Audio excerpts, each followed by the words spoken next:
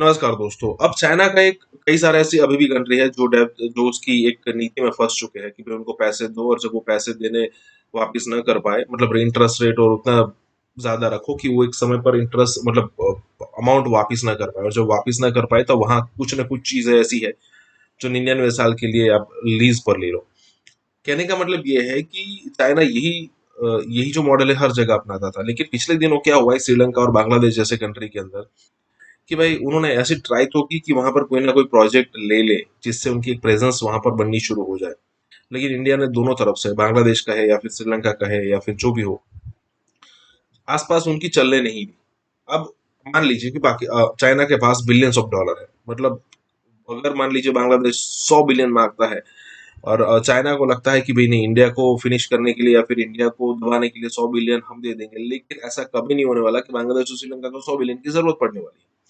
उनको maximum maximum 1 2 3 billion की जरूरत पड़ेगी, वो इंडिया आराम से प्रोवाइड कर सकता है। कहने का मतलब ये है कि अब इंडिया जो जाग चुका है चाइना की ये सारी सतर्कता को लेकर, मतलब लेट जागा है। मैंने पिछले दिनों पढ़ा था कि भाई इंडिया जो जागा है ना वो चाइना के हिसाब से जागा है। अगर चाइना ऐसी गलती न करता तो इंडिया आज भी वही एकदम शांत जैसे मनमोहन सिंह के समय था। इसी के साथ ये वीडियो शुरू करता है। सुमित भाई, ये क्या हो गया? इंडिया ने क्या गुगली मारी है अपना श्रीलंका को कि वो जो प्रोजेक्ट कभी चाइना के पास था, वो प्रोजेक्ट जो अभी वो श्रीलंका के पास आ गया है। अभी ये जो विंड फार्म जो है, ये क्या ऐसा क्या हुआ? ये एशियन डेवलपमेंट बैंक की फंडिंग थी। सुना है कि इंडिया ने बड़ा प्रोटेस्ट किया और इस प्रोटेस्ट की वजह से, क्योंकि वो एक्टिविटीज इंडियन बॉर्डर के बड़ी करीब थी, तो ये हुआ क्या है? और जयशंकर साहब ने क्या गुगली चलाई वहां पे जाके कि ये प्रोजेक्ट अब इंडिया को मिल गया? ये काफी देर से बैकएंड में काम हो रहा। अभी अगर आप देखें तो अभी जस्ट साइनिंग हुई है, तो अब ये पॉसिबल नहीं है कि जाके नेगोशिएट भी करो, नया प्रोजेक्ट भी लाओ, साइन भी करो और निकल भी आओ। टेक्निकली ये सब चीजें पॉसिबल करना नहीं है।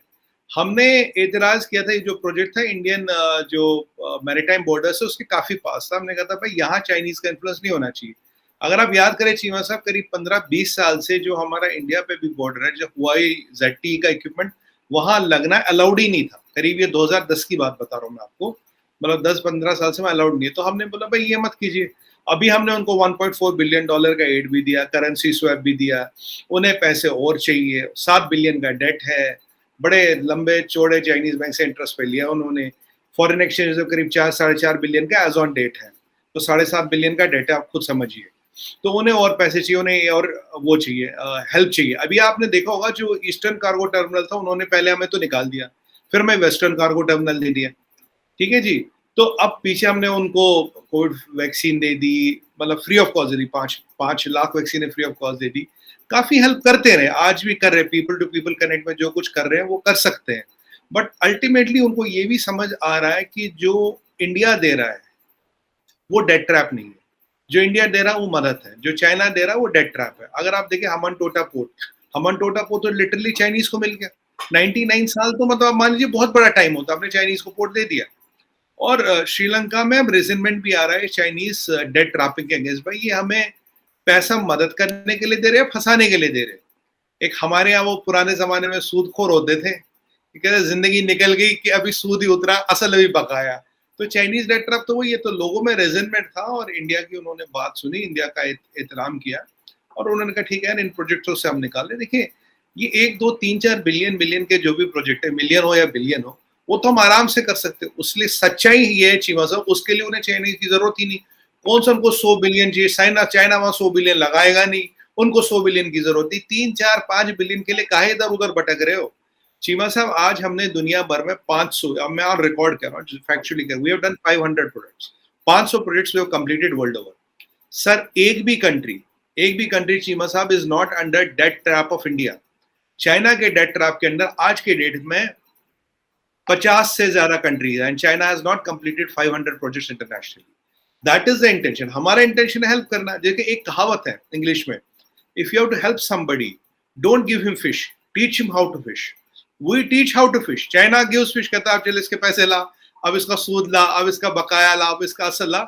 हमने अफगानिस्तान में, आप देखिए, आप मालदीव में देखिए, आप श्रीलंका में देखिए, आप नेपाल में देखिए, बांग्लादेश में देखिए, कौन सी आपको ऐसी कंट्री दुनिया में मिली? मालदीव देखिए, सेशल्स देखिए, कौन सी कंट्री आपको दुनिया में आ रही? अफ्रीका की सारी कंट्री उठा के देखिए, कौन सी कंट्री आपको ऐसी मिलेगी जो हमने जी उनको डेट ट्रैप में उनके ऊपर इंडिया का कर्जा नहीं है किसी के ऊपर, we are enabling them, we उनको ये 6% पर एनम पे लोन नहीं दे रहे ताकि वो वापस नहीं ना पाए।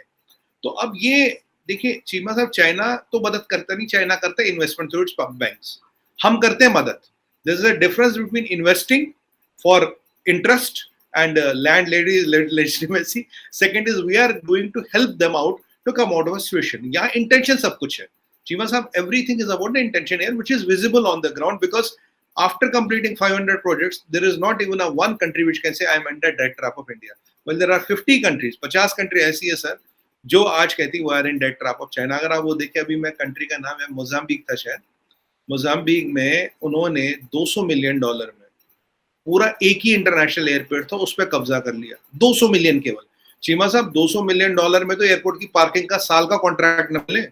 $200 मिलियन में only one international airport they have taken control of it. अब ये इकोनॉमिक टेररिज्म ही तो। आप मुझे बताइए $200 मिलियन का एयरपोर्ट होता क्या? पार्किंग का राइट नहीं मिलेगा आपको। 200 मिलियन, केवल 200 मिलियन, एक ही एयरपोर्ट है उनके पास। तो अब ये जो इंटेंशन है चाइना की, क्लियर हो रही है। मुझे लगता है people of Sri Lanka are also responding. उन्हें समझ आ रहा नहीं यार ऐसे बात नहीं बनेगी। हाँ, पहले कुछ पॉलिटिशियन ऐसे थे चीमा साहब जिन्होंने पैसा कमाया चाइना से, आप भी जानते, मैं भी जानता हूँ श्रीलंका में, बट अब उनको भी लग रहा है यार ये चलेगा नहीं, लोगों में रेजिनमेंट है। एक लास्ट चीज बताऊंगा, आज इंडिया से वहां दवाइयाँ जाती थी, स्टेशनरी जाती थी, काफी चीजें वो जाती थी चीमा साहब जो जरूरत जिंदगी है। हालत ये है चीमा साहब कि आज अगर आप एक्सपोर्ट करना चाहे श्रीलंका, एक्सपोर्ट जो इम्पोर्टर वो लेना चाहता, गवर्नमेंट उसे फॉरेन एक्सचेंज देती नहीं। गवर्नमेंट के पास जरूरियात जिंदगी, फार्मास्यूटिकल लाने, दवाई लाने तक का फॉरेन एक्सचेंज नहीं है। पीछे हमने कुछ आई थिंक अराउंड कुछ $1 मिलियन की दवाई उनको फ्री ऑफ कॉस्ट दे दी कि भाई कोई बात नहीं, पैसे दे देना, जब होंगे दे देना, नहीं होंगे नहीं दे देना, क्योंकि हम we can not trade with human lives. ये वहां परिस्थिति। आप इंपोर्ट करना चाहते हो चेमा साहब, but government doesn't have money to give you to do critical imports. ये हो गया है, ये उनकी हालत होगी। मैं तो, मेरी तो यही ईश्वर से कामना है कि उससे निकले और वहां के जो हुक्मरान है उनको अकल आए, लोग समझे ये क्या हो रहा है। मदद is different thing, but selling somebody's misery and making money on misery is something altogether different. अच्छा सुमित भाई, एक तासुर तो यार है, मैं देख रहा था फॉर एग्जांपल के जो MOU साइन हुए हैं उसमें जो तकरीबन 200 स्कूल हैं जिनका सॉफ्टवेयर या करिकुलम भी इंडिया ने तैयार करना है। फिर उसमें जो डिजिटल आइडेंटिटी प्रोग्राम है इंडिया उसको भी कोई असिस्टेंस दे रहा है। फिर कुछ Sushma Swaraj institute of foreign services भी कोई श्रीलंका में बढ़ रहा है। कोई बड़े लंबे चौड़े MOU। एक तरफ तो ये बातें हो रही हैं कि छोटे से प्रोजेक्ट हैं, कुछ ज्यादा नहीं, मेरा ख्याल है कोई $12 मिलियन का प्रोजेक्ट होगा। तो अब ये बताएं कि जहां पे आप भले कहते रहे कि हम जो थोड़ा सा प्रोजेक्ट है, इंडिया चाइना जहां पे इन्वेस्टमेंट करता है वो तो बिलियंस ऑफ डॉलर्स की है ना, मतलब 20, 50, 30 जो BRI के बड़ी बड़ी प्रोजेक्ट्स हैं, बिलियंस ऑफ डॉलर। सारी बात है इंडिया वो नहीं कर सकता, लेकिन क्या ये बात को बताइए कि बहुत सारे इंटरनेशनल एनालिस्ट ये कह रहे हैं कि इंडिया श्रीलंका को ऑन इट्स बैकयार्ड होने की ब्लैकमेलिंग करता है कि भाई आप मेरे बैकयार्ड में हो। जिस तरह पाकिस्तान किसी दौर में कहा करता था ना, अफगानिस्तान तो मेरा है, यहाँ पे जो है वो किसी की मर्जी नहीं चलेगी। ये वो जो हम स्ट्रेटेजिक डेप्थ की बात करते थे, तो श्रीलंका जो है वो आपकी स्ट्रेटेजिक डेप्थ है कि भाई मेरा बैकयार्ड है, यहाँ पे कोई नहीं होगा। है वो सॉवरेन जगह, लेकिन क्योंकि उसके पास पैसे नहीं है तो आप कह रहे हो उस जो है ना सी शोर से मेरा मुल्क नजर आता है तो उधर कोई चाइनी नहीं खड़ा होगा। मतलब ये भी एक असर्टिव नेशन होने की आपकी एक है। तो जारी बात आपको और उनका फर्क है। तो क्या ब्लैकमेलिंग है या कि जिस तरह पाकिस्तान अफगानिस्तान को कहता रहा है कि ऐ साडा ये यहाँ पे जो होगा हमारी मर्जी से होगा। Is it the India doing the same for Sri Lanka? देखिए चीमा साहब, पहली बात तो तीन पार्टों में आंसर दूंगा। पहली बात, जो इंडिया श्रीलंका रिलेशन है ये 2500 साल पुरानी है, 2500 साल, and there is a written documented history on it, ठीक है। दूसरा, from a Hinduism perspective we have ties with Lanka which go to thousands of years. तो ये आज के रिलेशन नहीं है। हमारा रिलेशन श्रीलंका के साथ तब का जब तो चाइना पैदा ही नहीं हुआ था। तो चाइना के देखते हुए हम बोले कि भाई ये हमारी टेरिटरी वो नहीं है, हमारे किसी की जमीन पे हमारी नजर नहीं है। श्रीलंका सिनेरी लोग भी हमारे भाई है, कोई दिक्कत नहीं, कोई परेशानी नहीं है। देखिए अब आप आई पैसे और प्रोजेक्ट की बात। श्रीलंका की जरूरत, अगर आप बिगेस्ट प्रोजेक्ट देखें चाइना का, 2 बिलियन $2.5 बिलियन है, इससे बड़ा है नहीं अब तक का कोई भी प्रोजेक्ट। तो वही मैं कह रहा हूँ, मैंने आपको बोला था 2 मिलियन या 4 बिलियन 5 बिलियन के लिए आपको इधर उधर जाने की जरूरत नहीं। हम आपको 6% पर एनम पे पैसा नहीं दे रहे, हम आपको एड दे रहे हैं, आपको एनेबल करें। We are teaching you how to fish, not to entrapping with debt trap. आज लगभग इंडिया और चाइना का इन्वेस्टमेंट श्रीलंका में बराबर है, चाइना का थोड़ा सा ज्यादा है। पर इंडिया के, आपने भी, आप तो एनालिस्ट है कुछ ही साहब, चाइना, आपने कहीं पढ़ा कि Sri Lanka is in India's debt trap? $400 million का करेंसी स्वैप भी दिया नहीं दिया हमने डेट ट्रैपिंग तो हमारी पॉलिसी नहीं है।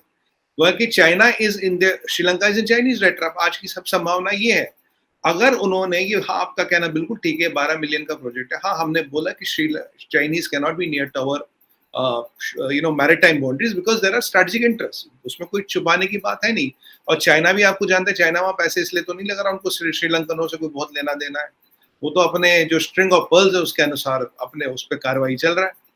अब हम अपना इंटरेस्ट प्रोटेक्ट करें, उनका इंटरेस्ट प्रोटेक्ट करें। उन्हें अभी कुछ $1 मिलियन की दवाइयाँ फ्री ऑफ कॉस्ट भेजी हमने, कितना एड भेजा, 500 के आज 5 lakh Covid vaccine, 500,000 Covid vaccine भी फ्री ऑफ कॉस्ट दी। सब पूरी मदद कर रहे हैं उनकी। और उन्हें भी ये समझना चाहिए, एक बंदा है जो मेरी मदद कर रहा है, एक बंदा वो है जो आपकी पंजाबी में कहते हैं ना, पोचा फड़ाया कमीज फड़ लेती, एक वो वाली स्ट्रैटेजी है। हम तो वो तो करते नहीं भाई। हमारा ना आपकी जमीन पे नजर है, ना आपकी लेडीज पे नजर है, ना आपकी लेजिटिमेसीज पे नजर है, चाइना की तीनों पे नजर है। केस स्टडी है दुनिया भर में, आसपास उठा के देख लीजिए, जो मैं कह रहा हूँ that can be factually corrected. तो ये नहीं कहना भाई वहां मेरी मर्जी चलेगी। अगर हमारी मर्जी वाली बात होती तो हम चाइना से पैसे लेने नहीं देते। उन्होंने चाइना से पैसा लिया, अब हाथ जल गए, उंगलियों पे बर्नॉल लगाया, बैंडेड लगाया, तब समझे, पहले संभलते, अच्छी बात थी। अगर मैं बता रहा हूँ भाई साहब आगे खड्डा है, अब तो या तो कि आप मेरी बात मान लो, रुक जाओ, दूसरा कह रहा है मैं खड्डे में गिर के देखूंगा उसकी गहराई कितनी है। अब ये श्रीलंका ने खड्डे में गिर के देखा गहराई कितनी है, पर आज लोगों में रेजिनमेंट है चीना साहब। उनको लग रहा नहीं भाई, एक जगह से हमें दोस्ती प्यार मोहब्बत मिल रही है, दूसरी जगह से हमें सूदखोरी इंटरेस्ट और एंट्रैपिंग मिल रही है।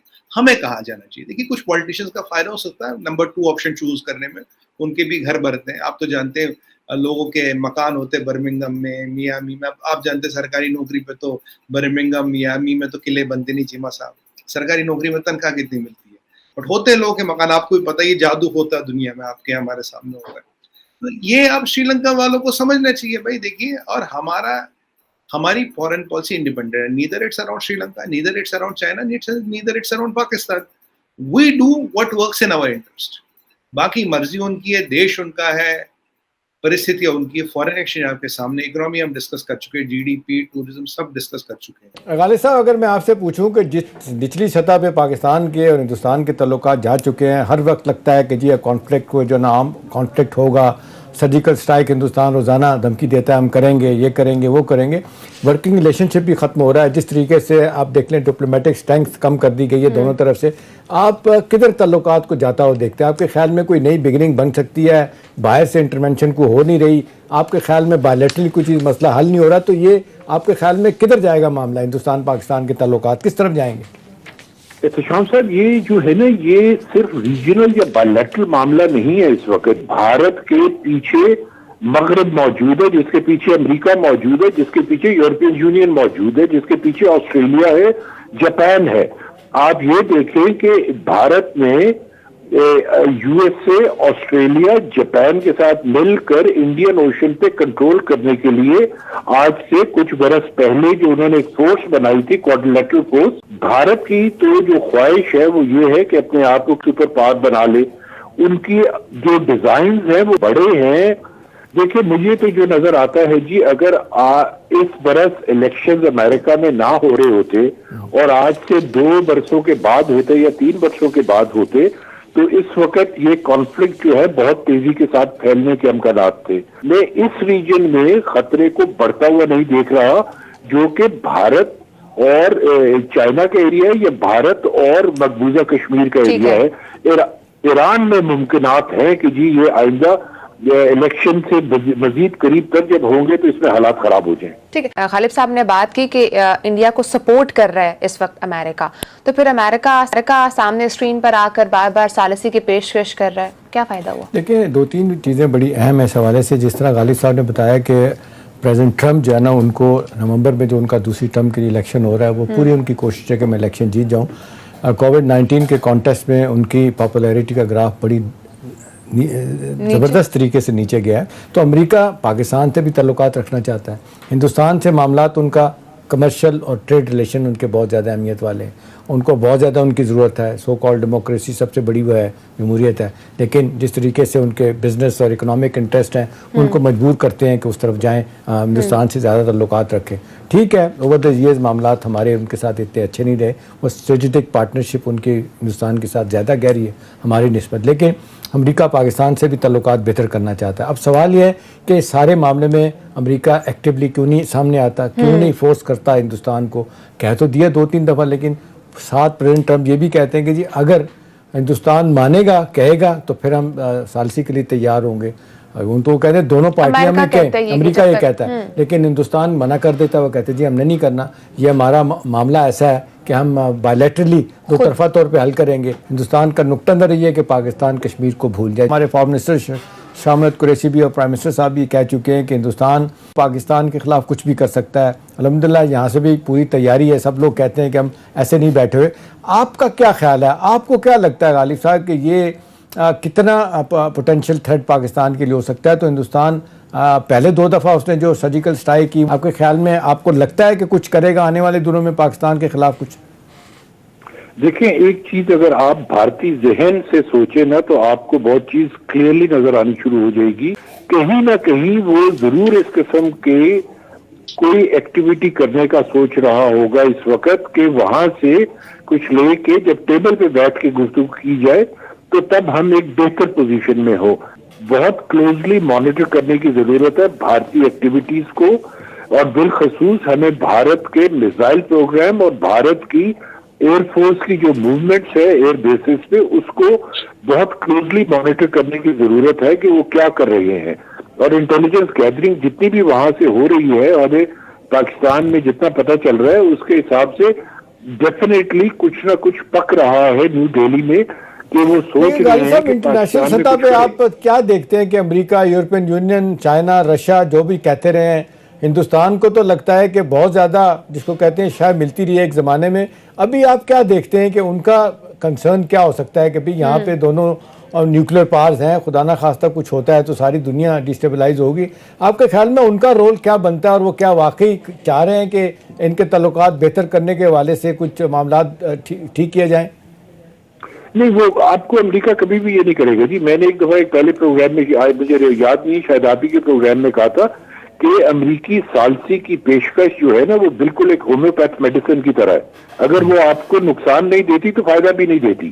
तो अगर just take it like that, उससे ज्यादा कुछ भी उसकी वैल्यू नहीं है। वो सिर्फ एक सफारती गिमिक्री है, जिसके तहत वो लोग जो है कि दुनिया को ये दिखाना चाह रहे हैं कि हम हालात एक खित्ते में जहां के 2 न्यूक्लियर पावर्स हैं, बेहतर करने के लिए कुछ ना कुछ करना चाहते हैं। करेंगे कुछ नहीं, ये जो भी करेंगे वो भारत की एमा पे करेंगे, और जो कुछ करेंगे भारत की सपोर्ट में करेंगे। वो इसलिए करेंगे कि भारत, एक तो पहली बात जो आपने भी पहले प्रोग्राम के शुरू में कही थी, बहुत बड़ी मार्केट है उनके लिए और वेस्ट के लिए।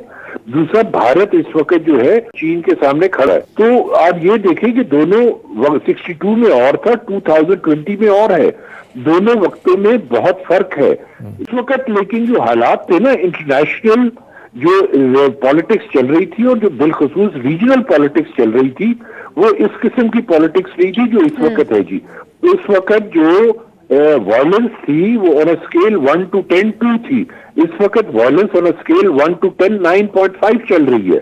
दुश्मन आमने सामने वही पुराने हैं, लेकिन ठीक है गालिब साहब, आपकी बात, आपके ख्याल में चाइना और पाकिस्तान की जो सिनर्जी डेवलप हो रही है, ये हमारे लिए कितनी अहम है, और क्या इसको कोई नुकसान पहुंचाने की जो कोशिशें बाहर से हो रही हैं, खासतौर पे चाइना, हिंदुस्तान और अमेरिका की, वो कामयाब होंगी? देखिए, कामयाबी का तो मैं कुछ नहीं कह सकता जी। वो तो डिपेंड करता है कि किस तरीके से हम अपनी चालें चलते हैं और किस तरीके से बाकी दुनिया जो है वो अपनी चालें चलती है।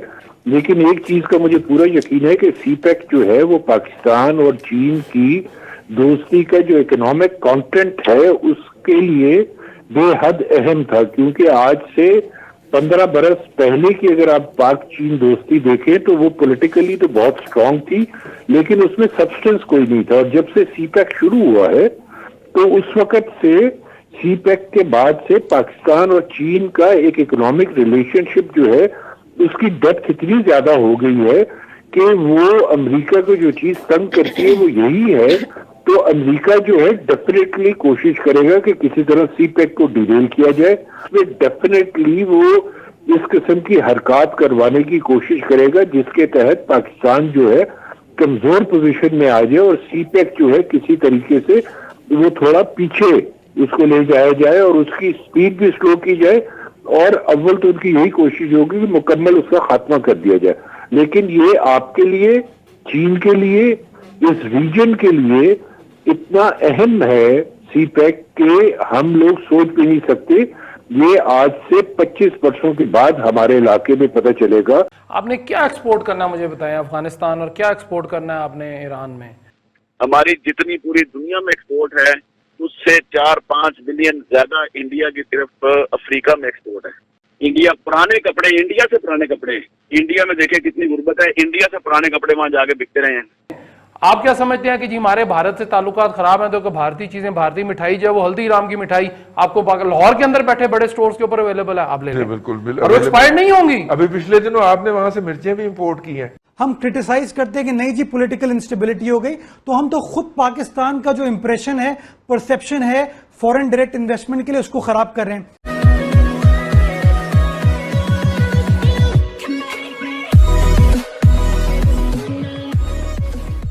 नमस्कार दोस्तों, अब यहाँ पर बात हो रही है कि भाई पाकिस्तान को ऐसा लगता है कि भाई हमारे आसपास के रिलेशन हमारे अच्छे होने चाहिए, जैसे अफगानिस्तान, ईरान, चाइना, इंडिया। अब यहाँ पर एक भाई साहब ने पूछ लिया कि भाई ठीक है, चलिए मान लीजिए कि आपके रिलेशन ईरान और अफगानिस्तान के साथ अच्छे हैं, तो आप कितना एक्सपोर्ट करेंगे?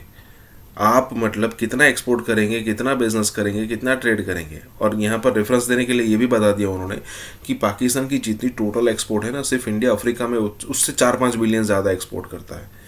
अब पिछले दिनों ही नंबर आया था कि भारत की टोटल एक्सपोर्ट 750 से 800 बिलियन डॉलर है, और उसमें तकरीबन 200 से 250 बिलियन डॉलर जो है ना वो आईटी की एक्सपोर्ट है। और पाकिस्तान की टोटल एक्सपोर्ट 25 से 30 बिलियन मैक्स है। अब ज़रा सोचिए कि कितना बड़ा डिफरेंस है इंडिया और पाकिस्तान के अंदर, और फिर भी इनको चाहिए कि भाई नहीं हम, अब कैसे कंपैरिजन होगी? यही बात हो रही है। इसी के साथ ये वीडियो शुरू करते हैं। पाकिस्तान के बारे में जो इंडिकेटर्स हैं वो मुनासिब नहीं हैं। जो भी ग्लोबल रिपोर्ट्स आ रहे हैं उनके अंदर फिच की रिपोर्ट हो, एशियाई तरक्याती बैंक की रिपोर्ट हो और मूडीज़ की रिपोर्ट हो, इनके जो हैं वो कोई अच्छे, पिछले दिनों इकोनॉमिस्ट ने भी एक रिपोर्ट दी है, कोई अच्छे नहीं है। ऐसी सूरत के अंदर इकॉनमी की बात की जाए, एक्सपोर्ट्स को बढ़ाने की बात की जाए और इसके हवाले से बात की जाए और अपने अहबाब से पूछा जाए कि बांग्लादेश ने तरक्की तब शुरू की थी जब वहाँ पे एक तरफ स्ट्राइक चल रही होती थी और दूसरी तरफ कंटेनर जो होते थे उनका डिपार्चर डिले नहीं होता था, जो उनके एक्सपोर्ट्स के कंटेनर होते थे। और ये जब बात हमने 90 की दिहाई में वहाँ से सुनी तो हमें लगा कि अब ये मुल्क आगे निकल जाएगा, तो निकल गया जी, फिर साढ़े तो आगे निकल गया। दुनिया के ममालिक जो हैं वो अपने इस जो पॉलिटिकल रिलेशन है उसके थ्रू अपनी इकोनॉमी को बूस्ट करते हैं, माफ है पाकिस्तान के। पाकिस्तान ने कभी भी इसके ऊपर संजीदगी का मुजाहरा नहीं किया। हमारी जितनी पूरी दुनिया में एक्सपोर्ट है उससे 4-5 बिलियन ज्यादा इंडिया की तरफ अफ्रीका में एक्सपोर्ट है। अफगानिस्तान के साथ जो है हमारी जो एक्सपोर्ट है वो तो अपनी जगह पे है, उसने नहीं बढ़ना। वहाँ पे जो स्मगलिंग है वो बढ़ रही है, क्योंकि आपके मुल्क से चीनी भी वहाँ जा रही है, आपके मुल्क से, यूं समझ लें कि आपकी आबादी जो है वो सिर्फ पाकिस्तान की नहीं है, अफगानिस्तान भी आप पे ही डिपेंड करता है और वहाँ यहाँ पे बेशुमार चीजें वहाँ जाती हैं। तो अभी भी अफगानिस्तान का पीछे एक डेलीगेशन यहाँ मेरे पास आया हुआ था, लाहौर चैम्बर में भी आए हैं, मेरे साथ भी उनकी डिस्कशन हुई है, हाई पर डेलीगेशन था, और मैंने महसूस किया है कि वो अभी भी इंडिया की तरफ ज्यादा देखते हैं। तो ये जो पॉलिटिसाइज है इकोनॉमी, उससे हमें निकलना होगा। तो इस हवाले से गवर्नमेंट जितनी देर तक सीरियस नहीं होगी, मैं मायूस हूँ कि हुकूमत सीरियस नहीं होती है, कोई भी हुकूमत हो, पिछली हुकूमतें थी, ये हुकूमत है, बिल्कुल सीरियसनेस नहीं है। जिस तरह ईरान के साथ है, ईरान के साथ आपकी एक्सपोर्ट इसलिए नहीं बढ़ सकती कि इंटरनेशनली उसके ऊपर पाबंदियां हैं, मगर इंटरनेशनली पाबंदियां पहले भी थी, जब ईरान इंडिया के ब्लॉक में था तो इंडिया ने वहां पे अपना इंडिया हाउस बनाया हुआ था, वहां पे वेयर हाउसेस थे, बार्टर सिस्टम था, वहां पे उनकी ऑफिशियली गवर्नमेंट के लोग बैठे हुए थे जो चीजों को हैंडल करते थे। जो अभी आपने बात की ना कि ये एक चीज यहाँ से राइस भेज रहा है तो वो राइस वाला आयल तो इंपोर्ट नहीं करना चाहता, तो वो चीजें उनकी गवर्नमेंट वहां पे बैठ के मैनेज करती थी। वहां से और भी काफी चीजें इंपोर्ट हो रही हैं, फ्रूट बड़ा इंपोर्ट हो सकता है और होता भी है। और पाकिस्तान से वहां पे जिस तरह बेचारी साहब ने इसमें पॉइंट आउट किया है कि राइस की वहाँ बड़ी डिमांड है, राइस के अलावा वहाँ बेशुमार चीजें हैं। पाकिस्तान से ऑटो पार्ट्स भी वहाँ जाते रहे हैं और अभी भी जाते हैं। टेक्सटाइल सेक्टर की वहाँ बहुत डिमांड है टेक्सटाइल की। इंडिया पुराने कपड़े, इंडिया से पुराने कपड़े, इंडिया में देखें कितनी गुर्बत है, इंडिया से पुराने कपड़े वहाँ जाके बिकते रहे हैं। तो लिहाजा ये बार्टर सिस्टम गवर्नमेंट की पार्टिसिपेशन के बगैर नहीं हो सकता। भाई साहब, मैं तो इस बात से परेशान हो रहा हूँ कि आपने जो आज टॉपिक रखा, आप फ्री ने आप पे कि पाकिस्तान में आपका जो एक्सपोर्ट का आपको एक कीड़ा है वो पता नहीं क्यों बार बार आपको तंग कर रहा है। मेरी तो समझ में नहीं आ रही आपने क्या एक्सपोर्ट करना मुझे बताएं अफगानिस्तान, और क्या एक्सपोर्ट करना है आपने ईरान में। अब ये सिर्फ थोड़ी सी अगर यूनाइटेड नेशंस का एक कोई उनका डाटा है ऑफिशियल जो पूरी दुनिया की ट्रेड देखता है, उसका अगर आप देखें तो उसके तो हालात और ही हमें कुछ बताते हैं कि 2000 जो अफगानिस्तान की आपके साथ ट्रेड थी जो 2011 में थी वो थी 2.6 बिलियन डॉलर की। वो घटते घटते अब रह गई सारी $1 बिलियन के पास आसपास। इसी तरह ईरान के साथ आपकी जो 2017 में एक्सपोर्ट थी वो थी जी $930 मिलियन की, यानी 1 अरब के आसपास, पौना अरब, कम पौना अरब से ऊपर, काफी ज्यादा, 1 अरब डॉलर, 1 अरब डॉलर से तकरीबन। तो अब बात यह है जी कि आप क्या एक्सपोर्ट करना चाहते हैं वहां पे, आप क्या भेजेंगे, क्या वहां पे आपके क्या मुल्क में चीजें मौजूद हैं, आपकी अपनी चीजें तो कंट्रोल हो नहीं रही आपसे। आटा यहाँ पे महंगा कर रहे हैं, ठीक पूरी नहीं हो रही, आटा आपने महंगा किया वो सारा अफगानिस्तान स्मगल हो गया। चीनी आप करते हैं तो वो कहीं और चली जाती है, आटा सस्ता महंगा किया, हाँ महंगा किया, महंगा हो गया ना। चीनी आप करें, चावल यहाँ से भेज के देख लें, ऑलरेडी 200-250 रुपए किलो चावल है हमारे मुल्क में, तो वो आप मुझे बताइए वो एक्सपोर्ट कर देंगे तो वो 500 पे चला जाएगा। दावा यही है कि जखीरा अंदोजों को उल्टा लटका देंगे, फलाने को ये कर देंगे, आप एक्सपोर्ट करें, हम आपको फैसिलिटीज देंगे। किधर फैसिलिटीज देंगे? मैं और आप मिलके मुझे बताइए, कंपनी बना लेते हैं, हम भेज देते हैं चीजें, मैं आपको जो पैसे आपकी जेब में जो पेट्रोल डालते हैं हम वो भी हमारे से ले लेंगे हुकूमत। आप पता नहीं किस दुनिया में रहते हैं, मुझे तो ये समझ नहीं आ रही कि आप करना क्या चाहते हैं हमारे साथ। आप पहले अपने घर को तो पूरा कर लें, आपसे वही पूरा नहीं हो रहा, आप लगे हैं दूसरों की कमियां कुताइयां उसको देखने के, जनाब आप हमारे से ये ले लें हम कर देते हैं।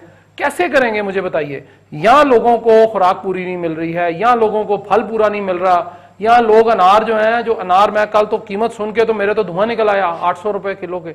मैं तो कहा ये क्या हो गया इधर पाकिस्तान में, क्या अनार जो है वो भी इंपोर्टेड हम खाएंगे सारा कुछ, लोकल कुछ भी नहीं मिल रहा।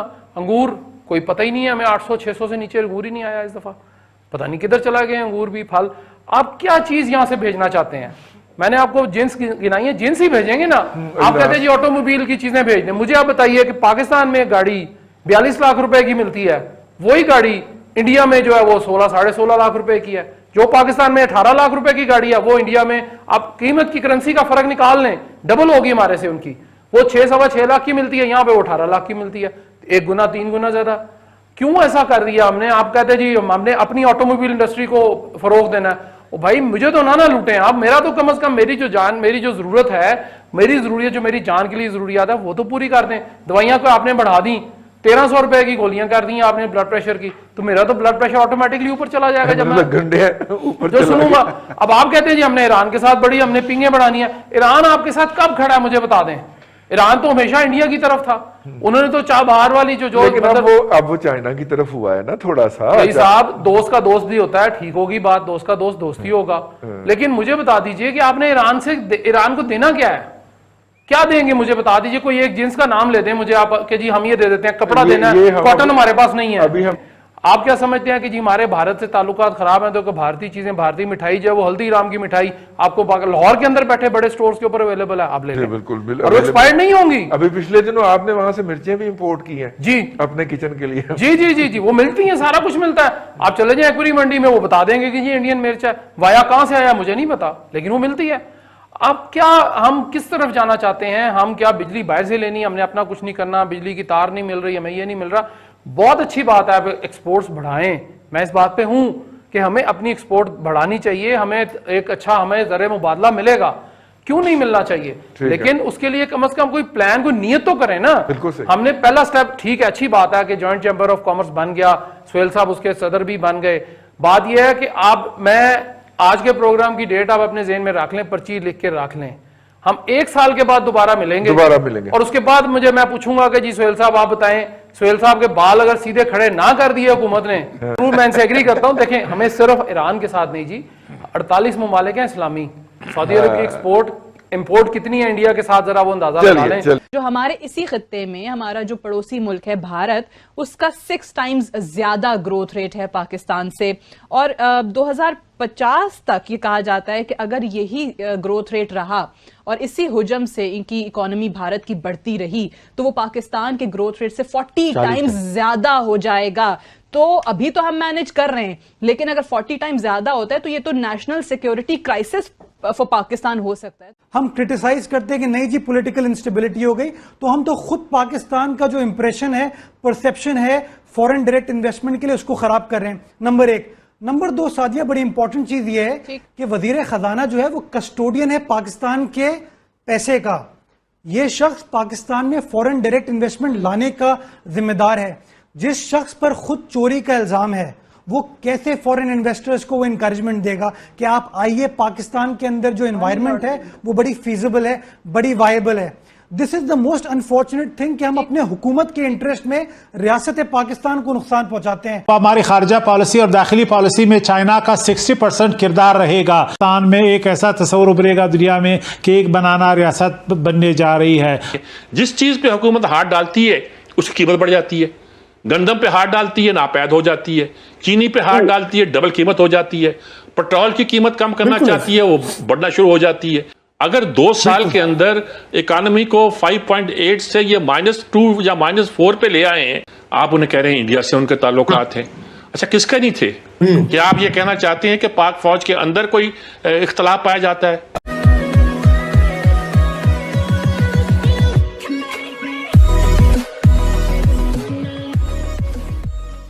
नमस्कार दोस्तों। अब अगर आप कुछ सालों पहले देखा ना, तो ऐसा लग रहा था कि चाइना पाकिस्तान को सिर्फ और सिर्फ यूज़ कर रहा है इंडिया के खिलाफ, और उसको यूज़ करने के लिए जितने पैसे देने पड़ रहे हैं वो दे रहा है। चाहे वो हथियार देना हो, चाहे कोई शिप देनी हो, कुछ भी करना हो वो देता है। लेकिन अब चाइना को भी लगता है कि भाई पाकिस्तान में इन्वेस्टमेंट करना कोई मतलब बनता नहीं है, क्योंकि जिस तरीके से चाइना एक्सपेक्ट कर रहा था कि पाकिस्तान जो है इंडिया को रोकेगा, वो तो हो नहीं पा रहा। ऊपर से पाकिस्तान जो बर्बाद हो रहा है वो तो अलग ही बात है, और ऊपर से अगर आप इंडिया की डायरेक्ट कंपटीशन, मतलब चाइना को जिस तरीके से लग रहा था कि इंडिया जो है वो पाकिस्तान के साथ बिजी रहेगा, वो नहीं हो रहा है, और इंडिया जो है वो डायरेक्टली इनडायरेक्टली हर जगह पर चाइना को कंपटीशन दे रहा है। तो ऐसी सिचुएशन तो चाइना एक्सपेक्ट नहीं कर रहा था। उसको कंपटीशन करनी थी अमेरिका के साथ, वेस्ट के साथ, और इंडिया को बिजी रखना था पाकिस्तान के साथ। अब इंडिया आज ऐसा है कि चाइना को यहाँ पर पड़ोस में टक्कर दे रहा है, उस तरफ अमेरिका को टक्कर दे रहा है, और पाकिस्तान तो गिनती में भी नहीं आता। तो चाइना की बस एक ही कैलकुलेशन थी कि अपना एक डमी स्टेट, या फिर कहे कि अपनी एक फ्रेंचाइजी बनाकर पाकिस्तान को रखा जाए, जब चाहे तब कुछ पैसे दे दिए, वो हर वक्त सुनेंगे तुम्हारी। लेकिन ऐसा होता हुआ दिख नहीं रहा। इसी के साथ ये वीडियो शुरू करते हैं। जो माहौल आज पैदा हो गया है, ये पाकिस्तान के मुस्तकबिल के लिए किस हद तक खतरनाक है की सूरत हाल है, या पाकिस्तान की आवाम की जो सूरत हाल है वो किस हद तक मुतामिल हो सकती है इस किस्म के किसी तसादुम को? ये एक अहम बड़ा सवाल है। अवाम की सूरत हाल तो, अरे यार, अवाम सबसे बड़े मजलूम है। अवाम की दवाएं महंगी, सब्जी टमाटर बैगन महंगा, बेरोजगारी की तहा। वो कहते हैं दिहाड़ी वाले मजदूर की बड़ी हमदर्दी है। आपके देखें, आप कराची की सड़कों के ऊपर वो फावड़े लिए बैठे हुए खाली अपने। बिल्कुल ऐसे ही है, बिल्कुल ऐसे ही है। दावा नहीं कर सकता, वो ये दावा नहीं कर सकता कि वो फरिश्ता है और आसमान से उतर के आया है। सब गुनाहगार हैं। देखिए, बात यह है कि सबको जो कुछ करना है हुक्मरानों ने करना है। आप नवाज शरीफ पर जितने भी इल्ज़ाम लगाना चाहें, वो इसका जवाब कोई ना कोई निकलता है कि आपने 2 साल से उनको दीवार पे लगा के रखा हुआ है। यानी आप उन्हें गद्दार भी कह रहे हैं, आप उन्हें कह रहे हैं इंडिया से उनके ताल्लुकात हैं। अच्छा, किसके नहीं थे? मुशर्रफ ने किया था वहाँ आगरा पे तारीख बदलने के लिए, हम भी साथ थे उसके। हमने आगरा के सारे मनाजर देखे हैं। मुशर्रफ कहता था मैं तारीख बदलने आ रहा हूँ, और फिर जो हशर हुआ था वो भी हमने देखा था। इस बात को छोड़िए, इंडिया से, अफगानिस्तान से हमारे ताल्लुकात बहुत सेंसिटिव हैं, उसमें बहुत सी चीज़ें इन्वॉल्व है। देखिए, ये जो वजीर मशीर बोल रहे हैं ना जी, ये रेलिवेंट किस्म के लोग, इन्होंने 2 बातें ऐसी कही जो बड़ी ख़तरनाक हैं। एक बात तो ये कही है कि पहले तो ये अदारों को लड़ाया करते थे, गोया फौज को लड़ाया करते थे हुकूमत के खिलाफ। अब ये अदारों के अंदर लड़ाई पैदा कर रहे हैं। ये बहुत खतरनाक बात है कि आप ये कहना चाहते हैं कि पाक फौज के अंदर कोई इख्तलाफ पाया जाता है। हुकूमत की जो सूरत हाल है वो बताती है कि उनके अंदर एक बौखलाहट पाई जाती है। अगर उनका ख्याल है कि ये कुछ किसी अदारे के अंदर किसी लॉबी को मुखातब कर रहे हैं, या ये उनका अंदाज है कि इंटरनेशनल फोर्सेस, चाहे अमेरिका हो, चाहे सऊदी हो, चाहे तुर्की हो और चाहे इंडिया हो, उनके राब्ते हैं इनके साथ, तो इसका मतलब है कि नवाज शरीफ कोई ऐसा आदमी नहीं है जिसको आपने मुल्क से बाहर भेज दिया है और अब आप उनका खत लिखेंगे और वापस उसे आना पड़ेगा। इसका मतलब यह है कि नवाज शरीफ एक ताकतवर आदमी है जिसे आलमी ताकतें मुजरम नहीं समझती, बल्कि एक आलमी सतह का स्टेट्समैन समझती हैं। और जो मुल्क के बाकी हालात हैं अपोजिशन के अलावा, बेरोजगारी, महंगाई, इन्फ्लेशन, डॉलर का रेट और जो ग्रोथ रेट्स हैं, उनका बिल्कुल जनाजा निकल चुका है। मेरे ख्याल में अब बात इधर से आगे निकल चुकी है। अब इंटरनेशनल पावर्स, जिस तरह इशारा किया गया, दाखिल हो चुकी हैं पाकिस्तान की ख़ारजा पॉलिसी, और पाकिस्तान की दाखिली पॉलिसी पे सऊदी अरब और चाइना का बड़ा असर है। माजी में यह असर अमेरिका का रहा है। तो अभी श्रीलंका और नेपाल और भूटान में हमने ऐसे मिसालें देखी हैं कि चाइना की हिमायत से वहाँ पे रिजीम चेंज हुए हैं। इसी तरह इमरान खान की गवर्नमेंट में कुछ अनासर के बारे में ख्याल है कि वो प्रो ईरान है। तो ये बात भी एक तस्लीम शुदा है कि सऊदी अरब के इस हवाले से खदशात रहे हैं। अब जो नवाज शरीफ साहब का जो बयानिया है, और जब उसने खासकर सऊदी अरब का इशारा दिया है, ये तमाम बातें हमें एक मंजरनामा दिखाता है कि आइंदा जब भी इलेक्शन होंगे, इसमें चाइना का जो हर पार्टी के साथ उनके ज़्यादा अच्छे ताल्लुकात हैं कम्युनिस्ट पार्टी के ज़रिए, और सऊदी अरब का पाकिस्तान में इन्फ्लुएंस है, तो हो सकता है कि आइंदा इलेक्शन की तैयारी इंटरनेशनल इन्फ्लुएंस के ज़ेर साया हो। इसका मतलब ये है कि पाकिस्तान की इस्टेब्लिशमेंट के लिए अब क्या रेड लाइंस रह जाएंगे। अगर पाकिस्तान में कोई रिजीम चेंज बाहर के ममालिक की मंशा और मर्जी से आती है, अगर कोई इलेक्शन जो है वो इस तरीके से होते हैं कि उसमें वाकई हमें शिया मुसलमानों के खिलाफ एक सोची समझी टारगेट की कैंपेन और तशद्दुद की कैंपेन हवा पकड़ चुकी है, और ये अदम बर्दाश्त की जो कैफियत बढ़ती जा रही है हमारे सड़कों पर, कलअदम तंजीमों का शोर हमें सुनने में आ रहा है। शिया कातिल, शिया काफिर, ये रोज हम सुन रहे हैं, शिया काफिर। देखिए, ये कोई तरीका नहीं है। कह रही हूँ कि ये बहुत ही हसास और खतरनाक मामला है। आर्या साहब, एक और आलम दीन का कत्ल, एक और दीनी शख्सियत मौलाना आदिल खान शहादत के सफ़र पर रवाना हुए। अगर आपके यहाँ चिंगारी नहीं है तो भारत कैसे उसको आग लगा सकता है? कोई ना कोई कैफियत ऐसी होती है। काफिर काफिर, शिया काफिर, ये नारा हमने तो नहीं दिया, या कोई यहूदियों ने या आरएसएस ने या बजरंग दल ने तो नारा नहीं दिया काफिर काफिर शिया काफिर। कुरान शरीफ में कहीं लिखा है शिया सुन्नी? नहीं लिखा। कुरान शरीफ में कहीं पे भी शिया और सुन्नी का फ़र्क नहीं है। लेकिन ये यहूदियों को गाली दें, हिंदुओं को गाली दें, ईसाइयों को गाली दें, बट सच्चाई तो ये है कि जितना मुसलमान ने मुसलमान का गला काटा है, इतनी हिंदुओं की, यहूदियों की और ईसाइयों की मिलके इतनी औकात नहीं है। आप तो इतनी औकात भी नहीं है आपकी, आप टिकटॉक बंद कर सकते सिर्फ।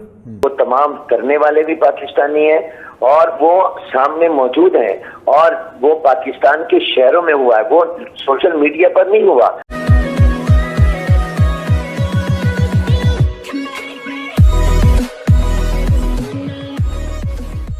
नमस्कार दोस्तों, अब आपको पता होगा, नहीं पता तो हम ये पॉइंट डिस्कस करते हैं कि 1947 में जब इंडिया और पाकिस्तान का पार्टीशन हुआ ना, तो हम इस बात को हम इतना पसंद नहीं करते। हाँ, कि भाई ये बंटवारा नहीं होना चाहिए था, इस टाइप की बातें हमारे साथ चलती रहती है। लेकिन ज़रा सोचिए कि जिस टाइप की सिचुएशन उस समय पर थी, उसमें सबसे ज़्यादा जो मुसलमान आगे थे ना, मतलब मुसलमानों में भी कई सारी कास्ट आती है, तो उसमें जो ये अहमदिया जो है, अहमदिया मुस्लिम, वो सबसे आगे थे। लेकिन आज वो अहमदिया मुस्लिम की क्या हैसियत है पाकिस्तान में, उनको मुसलमान काउंट ही नहीं किया जाता। अब आपको पता होगा कि सिया सुन्नी वाले भी मैटर है, बरेलवी, देवबंदी, ये सारे सिचुएशन भी है, वो एक दूसरे को पसंद नहीं करते। और यही हो रहा है कि जब किसी भी कंट्री में इस्लामिक रूल लागू हो जाता है, फिर वो अपने आप में लड़ना शुरू करते हैं। कोई ऐसा नहीं कि भाई ठीक है चलो मुसलमानों का शासन हो गया तो अब अब कुछ ऐसा करेंगे कि नया इनोवेशन करेंगे, साइंस में तरक्की करेंगे, ऐसा कुछ होता नहीं है। यही बात हो रही है। इसी के साथ ही वीडियो शुरू करते हैं। एक और आलिम दीन का कत्ल, एक और दीनी शख्सियत मौलाना आदिल ख़ान शहादत के सफ़र पर रवाना हुए। तो ये जो वाक़यात हैं, हम बार बार अपने प्रोग्रामों में ये कह रहे थे कि सबसे बड़ा जो ख़तरा है फ़िरका वारियत का है। और सुबह जो है वफाकी वज़ीर बयान देते हैं और शाम को ये वाक़या पेश आता है। हम जब ये कहते हैं कि भारत ये चाह रहा है कि भारत की ये कोशिश है कि पाकिस्तान के अंदर ये आग भड़काई जाए, तो फिर हम बैसियत हुकूमत, इदारा और बैसियत आलिम और उलमा जो हैं उनकी जिम्मेदारी क्या है? देखिए, पहली बात यह है कि एक तो ठंडे दिल से इसका एनालिसिस करते हैं, भारत को बाद में लेके आते हैं। चिंगारी आपके यहाँ है तो आप भारत आता है ना। अगर आपके यहाँ चिंगारी नहीं है तो भारत कैसे उसको आग लगा सकता है? कोई ना कोई कैफियत ऐसी होती है। 2006 और 2016 के बीच में कराची में 25,000 कत्ल हुए। मरने वाले मुसलमान, मारने वाले मुसलमान। इंडिया ने तो नहीं करा कुछ, कोई यहूदी तो नहीं आया, ना कोई वहां से ईसाई आया, ना जॉर्ज बुश ने कोई बम मार दिया या ट्रंप ने कुछ अटैक करवा दिया। ये तो आप लोग आपस में एक ही दूसरे गला काट रहे हैं। Pakistan is a nation that is up for sale. उसके माथे पे सेल का ठप्पा लगा हुआ है, 90% डिस्काउंट। वो मुल्क बिकने के लिए तैयार है। काफिर काफिर शिया काफिर, ये नारा हमने तो नहीं दिया।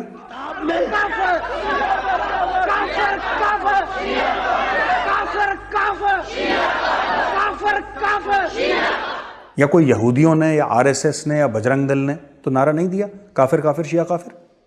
तो लाहौर में नारा लगा कैसे, इस्लामाबाद में, कराची में नारा लगा कैसे?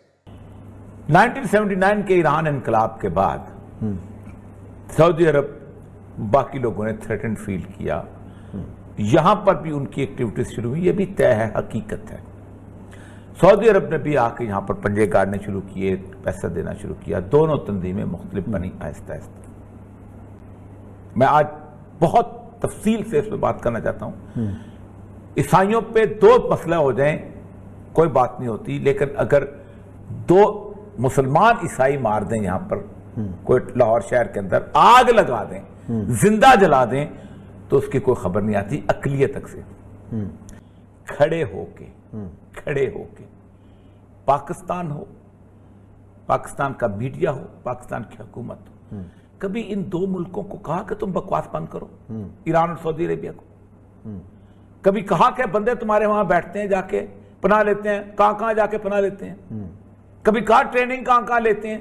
इनको नहीं पता था, हमारी एजेंसियों को नहीं पता था, हमारे लोगों को नहीं पता था। असल मसला यह है कि बुनियादी तौर पर पाकिस्तान में मीडिया ने भी, पाकिस्तान में एजेंसियों ने भी, पाकिस्तान की हुकूमतों ने भी इसको मैल हैंडल में हैंडल किया। अब आज के ताजा वाकयात की बात बताएं। यहां चीखा हूं मैं, अकेला बंदा चीखा हूं। मैंने वो वीडियो चलाई, हमारे शिया भाइयों के शेखुल उलमा जो मर्जे होते हैं, उन्होंने बकायदा दुख के अंदर प्रेस कॉन्फ्रेंस की कि क्या कर रहे हो तुम लोग? हम एक बंदे पर पाबंदी लगाते हैं, तुम एक बंदे को उठाते हो, उठा के उसकी वहां करते हो, जाके बाहर भिजवा देते हो। इमरान खान साहब को नहीं पता कि उनके सामने बाकायदा वीआईपी लॉन्च की वीडियो रखी गई है कि कौन लेके गया उसको बाहर और किसने भेजा? तब जाके आपको होश आया। हिंदुस्तान इसमें शामिल है। सोशल मीडिया ट्रेंड में 90% जो ट्वीट किए गए हैं उसमें हिंदुस्तानी आईडीज नजर आ रही हैं। तो ये तकफीर का माहौल, तौहीन का माहौल, इसके पीछे वाकई दुश्मन की साजिश नजर आ रही है आपको? देखिए, मैं आपको अर्ज करूं, इसमें तो कोई दो राय नहीं है। सोशल मीडिया पर एक अरसे से ये तकफीर और तबर्रा की मुहिम जारी है, लेकिन हालिया मुहर्रमुल हराम या उससे पहले जो तौहीन हुई है, अहले बैत की तौहीन हुई, वो भी उन लोगों ने की जो पाकिस्तान में मौजूद हैं। फिर जिन्होंने इस्लामाबाद में बैठकर जनाब नबी करीम सल्लल्लाहु अलैहि वसल्लम के जिल कदर सहाबी सैयदना सिद्दीक़ अकबर रज़ियल्लाहु तआला अन्हु को नऊज़ु बिल्लाह काफिर कहा, वो पाकिस्तानी है। इस्लामाबाद पाकिस्तान का शहर है। फिर कराची में जो हुई वो पाकिस्तान का है। इसके अलावा और जगहों पर भी जो हुई वो तमाम करने वाले भी पाकिस्तानी हैं और वो सामने मौजूद हैं और वो पाकिस्तान के शहरों में हुआ है। वो सोशल मीडिया पर नहीं हुआ, वो बाकायदा प्रोग्रामों में हुआ है। और वो चीजें लाइव नशर हुई हैं 5 जगहों पर। इस लिहाज से मैं ये कहता हूँ कि इसमें कोई शक नहीं, लेकिन सवाल ये है कि बैरूनी साजिश को नाकाम किसने बनाना है? बैरूनी साजिश के नतीजे में खून होता है तो उस खून के क्या जिम्मेदारी किस पर आएगी? क्या इस बैरूनी साजिश का जब पता था, प्राइम मिनिस्टर कह रहे हैं हमें मालूम था, तो उन्होंने क्या इंतजाम किए उस साजिश को नाकाम बनाने के? हमारे इदारों की क्या कारकर्दगी रही? हादसे और साने से पहले क्या इकदाम उठाए गए? ये तमाम वो सवालात हैं जो संजीदा सवाल हैं। इसमें हमें रिवायती बयानात और दावों की बजाय और बैरूनी साजिश कहते हैं। औकात भी नहीं है आपकी, आप टिकटॉक बंद कर सकते सिर्फ। आपका पाकिस्तान मुश्किल में है, आपका जिसको आपने शहरगे कश्मीर कहा था वो कट गई है, अमली तौर पे काट दी गई है गलत पॉलिसियों से। इंडिया उस पर कब्जा कर चुका है मुकम्मल तौर पर। 13 साल लगातार, 12 साल यार कश्मीर ही हमें लेके दे देते ना, जिस पर अब तक मसला बना हुआ है और अब मोदी खा गया है कश्मीर को। यार कश्मीर ही फतह कर लेते भाई, क्या बात करते हैं? हम तो नहीं थे, कोई उनका रास्ता नहीं रोक रहा था, उनकी जुबान आइन और उनका कलम कानून था, कोई रुकावट नहीं थी, कर लेते फतह। तो हमें अपने बयानिया को भी देखना चाहिए कि हम बयानिया क्या दे रहे हैं। जी डेफिनेटली, असल में ये आप देखें ना, सारी जंग है ये बयानिया नैरेटिव की वॉर।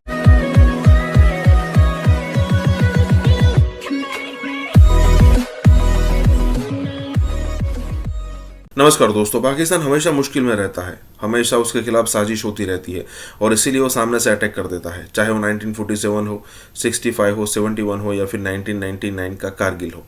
अब हमेशा ऐसा होता है कि वो अपने सैनिकों को छोड़कर आ जाते हैं। अब पाकिस्तान में तो यही स्टांस है ना कि भाई पाकिस्तानी आर्मी ये है, पाकिस्तानी आर्मी वो है, लेकिन जब रियलिटी आती है, जब फेस करने की बात आती है ना, तब वो दुम दमा के भाग जाते हैं। खास करके कारगिल जैसी सिचुएशन देख लीजिए, वो अपने सैनिक लेने नहीं आए वापस, जबकि पूरी दुनिया को पता था कि ये सारे जो लोग हैं ना वो पाकिस्तानी सैनिक थे। 1971 का देख लीजिए, पाकिस्तानी आर्मी सरेंडर करके भाग गई और फिर उसको रिजोल्व करने के लिए किसको आना पड़ा? भुट्टो को, जिसके बाद शिमला एग्रीमेंट हुआ था। अब कहने का मतलब ये है कि पाकिस्तान में एक हवा बनाकर रखा गया था, जो पिछले 1-2 साल में ये हवा टूट चुका है। लोग फिर भी अगर बोलते नहीं है, लेकिन मानने को तो तैयार हो चुके हैं कि भाई ये जो पाकिस्तानी आर्मी वाला जो सगुफा था ना वो फूट चुका है। इसी के साथ ये वीडियो शुरू करते हैं। हमें अपने बयानिया को भी देखना चाहिए कि हम बयानिया क्या दे रहे हैं। जी डेफिनेटली, असल में ये आप देखें ना, सारी जंग है ये बयानिया नैरेटिव की वॉर है।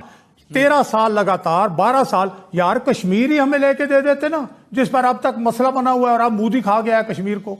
यार कश्मीर ही फतह कर लेते भाई, क्या बात करते हैं? हम तो नहीं थे, कोई उनका रास्ता नहीं रोक रहा था, उनकी जुबान आइन और उनका कलम कानून था, कोई रुकावट नहीं थी, कर लेते फतह।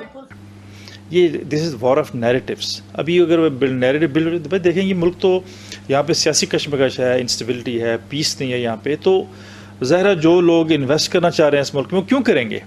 कोई शख्स भी किसी ऐसे मुल्क में इन्वेस्ट नहीं करेगा जहाँ पे इंस्टेबिलिटी है, जहाँ पे पीस नहीं है, जहाँ पे इस तरह के झगड़े हो रहे हैं आपस में। तो ये बहुत बड़ी फॉल्ट लाइन इमर्ज होगी और मैं रिक्वेस्ट करूँगा कि ये थोड़ा सम सेंस शुड प्रिवेल और इन चीज़ों को नुकसान होगा हमारे मुल्क को, ये इसका फ़ायदा कतन नहीं होगा और हमें इन चीज़ों से अवॉइड करना चाहिए। कश्मीर, मकबूजा कश्मीर में आज भारत का जो गैर कानूनी कब्जा है, भारत के जो अज़ाइम हैं, खित्ते के अंदर हिंदुत्व और अखंड भारत का जो एक सोच लेकर आगे चल रहा है, भारत किस तरह उठा रहा है, भारतीय मीडिया क्या कह रहा है। 370 और 35A की जब बात की जाती है तो वहां पर ये आज एक दिन में नहीं हो गया कि उन्होंने इंतजार किया कि इमरान खान साहब की हुकूमत आए। पंजाब में असल तो लड़ाई पंजाब में होती नजर आ रही है। बुनियादी तौर पे देखें, फौज जो है ना अब सिर्फ पंजाब तक महदूद हो गई है। पंजाब से बाहर आपने देखे, सोशल मीडिया में कहता हूँ कि सबसे बड़ा पोल है, सबसे बड़ा सर्वे है। आप फौज के खिलाफ जहां पर कोई भी पोस्ट लगी हो, आप जाके देखिएगा कि आपको कोई एक पठान, कोई एक बलोची, कोई एक सिंधी फौज की हिमायत करता नहीं मिलेगा उस पोस्ट पर, कोई उर्दू स्पीकिंग नहीं मिलेगा, पंजाबी ही आते हैं। और पंजाब में ही असल लड़ाई हो रही है। पीटीआई भी पंजाब में है, मुस्लिम लीग नून भी पंजाब में है, फौज भी पंजाब में है। तो डर यह है कि आपस में अपने घर में लड़ाई बड़े पैमाने पर ना हो जाए। बाकी 3 सूबों में तो फारिग है, वहां तो ये बंदूक के जोर पर रुका हुआ है। अच्छा, फिर अगर नवाज शरीफ साहब ने ये बात की तो इमरान खान ने क्या कहा? इमरान खान ने कहा कि जी वो हार रहे थे ख्वाजा आसिफ, उन्होंने आर्मी चीफ को फ़ोन किया और आर्मी चीफ ने उसको शिकस्त से फतह में तब्दील कर दिया। यानी इमरान खान ने वजीर आजम की सीट पर बैठते हुए सारी दुनिया को कहा कि हमारे आर्मी चीफ ने हारने वाले को जितवा दिया, यानी इलेक्शनों में मुदाखलत की। फिर उन्होंने कहा जनाब कि ISI जानती है कि वजीर आजम क्या करता है, उन्हें सब पता है। यानी सारी दुनिया को कहा कि ISI जो है वो वजीर आजम की जासूसी करती है। तो इमरान सिद्दीक अपना, अगर नवाज शरीफ ने कुछ कहा तो इमरान खान ने मोहर तस्दीक सब्त कर दी। अच्छा, लेकिन सिद्दीकुल फारूक साहब एक जुमला कौन है जो ये कहता है एक जुमला कहने की इजाजत दें। वो लोग ये कह रहे हैं कि इमरान खान साहब तो नादानी में कहे जाते हैं, जरूर है ना, और ये जो आपके हैं मतलब नवाज शरीफ साहब और हमारे भी हैं, वो बड़ा सोच समझ कर कहते हैं। एक गलती में कहते हैं ना, और एक जो होता है जानबूझ के करने में बड़ा फर्क होता है। जी मैंने कहा बात बढ़ाने के लिए। जी देखिए सुने, इमरान खान तो नादान है। अगर इमरान खान नादान है तो फिर इस नादान दोस्त से तो दाना दुश्मन बेहतर है। फिर क्यों इसको यहां पहुंचाया गया? देखिए आपने एक बात कह दी, लेकिन जरा मैं तो सोचता हूं ना कि ये नादान इधर कहां पहुंचा दिया भाई। ये नादान और क्या क्या नादानियां करेगा। पंजाब से एंटी स्टैब्लिशमेंट की आवाज जो है उठी है और वो नारा मकबूल हो रहा है ये। और जब एंटी स्टैब्लिशमेंट कहा जाता है, जैसे सिद्दीकुल फारूक साहब की बातों से बिल्कुल नजर आ रहा है कि वो कह रहे हैं जी फौज को वो है, तो बहुत खतरनाक खेल नहीं हो रहा। बहुत मतलब हम जैसे लोग कराची में बैठकर, तो इमरान खान ने कर दी थी जी, इंडिया में बैठ के। मैं वही अर्ज कर रहा हूँ कि इंडिया में बैठ के उसने खतरनाक खेल नहीं हो रहा। एस्टेब्लिशमेंट के माने फौज। मैं जनाब पहले तो साबिक सेक्रेटरी दिफा लेफ्टिनेंट जनरल रिटायर्ड, उन्होंने भी तस्दीक कर दी कि जी माजी में भी फौज ये कुछ करती रही है। और ये बात दुरुस्त है कि 13 साल अयूब और याया रहे हैं। उसमें हम रात सोए याया खान के इस बयान पर एतमाद करके कि जनाब मजबूत हाथों में दिफा है मुल्क का। सुबह पाकिस्तान, मशरकी पाकिस्तान ही नहीं था। फिर ज़ियाउल हक 12 साल रहा, उसमें हम उसके बयान पर जनाब एतमाद करके सोए। सुबह सियाचिन ही नहीं था 82 में।